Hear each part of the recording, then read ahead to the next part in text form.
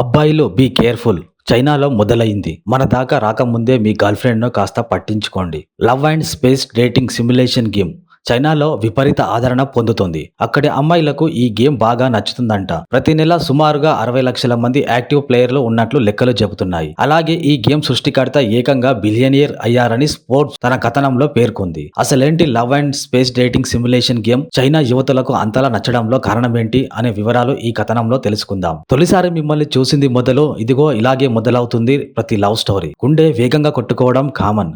ఆ తర్వాత వాళ్ళ కళ్ళల్లో పడాలనే తాపత్రయం, వారిని దృష్టిని ఆకర్షించాలనే ప్రయత్నం. అలా చూపులు కలిసిన శుభవేళ రెండు గుండెలు ఒకటే ప్రేమ గీతం పాడుతుంటాయి. కొన్ని రోజులు బాగానే నడుస్తాయి. ప్రేమ మొదలైన రోజుల్లో మాదిరిగా చాటింగ్, ఫోన్ కాల్స్ చేయాలనే ఆశ.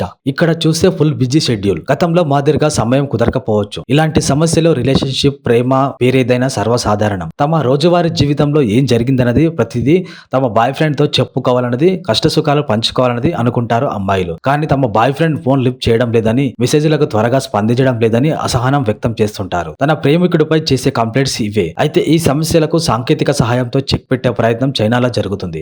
ఆర్టిఫిషియల్ ఇంటెలిజెన్స్ సహాయంతో పనిచేసే ఏఐ బాయ్ ఫ్రెండ్స్ ఇప్పుడు చైనాలో నయా ట్రెండ్. అక్కడ ఇప్పుడు డేటింగ్ సిమ్యులేషన్ గేమ్ కు ఆదరణ పెరుగుతుంది. అలాగే ఈ ఏఐ బాయ్ ఫ్రెండ్స్ ను సృష్టించిన వ్యాపారవేత్త ఏకంగా బిలియనీర్ అయ్యాడు. ఫోర్బ్స్ కథనం ప్రకారం dating simulation game love and space కు ప్రతి నెల 60 లక్షల మంది యాక్టివ్ ప్లేయర్లు ఉన్నారు. షాంఘై కు చెందిన పేపర్ గేమ్ సంస్థ 2024 జనవరిలో ఈ love and space dating simulation game launch చేసింది. ఈ గేమ్ ఏఐ సహాయంతో పనిచేస్తుంది. అలాగే 5 రకాల మన గొంతులతో దీనిని రూపొందించారు.